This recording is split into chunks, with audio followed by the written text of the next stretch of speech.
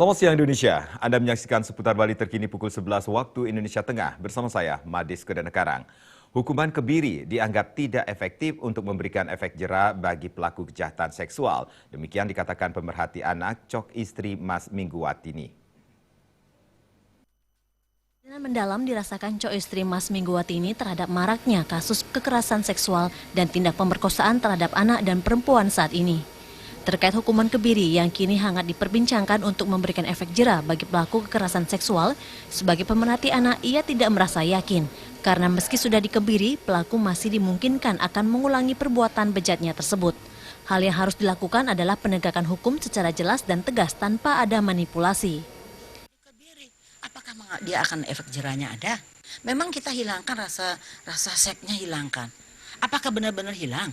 Apa yang bisa kita membuktikan bahwa orang itu sudah hilang rasa seknya? Tapi dia, kalau kita kebiri, kita potong, kita hilangkan. Dia kan punya tangan. Dia melakukan hal yang lain. Karena dorongan dari dalam kan. Jangan sampai kita mengelabui. Setiap ada orang melakukan itu, oh dia secara psikologi dia mengalami gangguan. Jangan terus begitu. Apakah benar dia mengalami satu gangguan, besoknya melakukan lagi?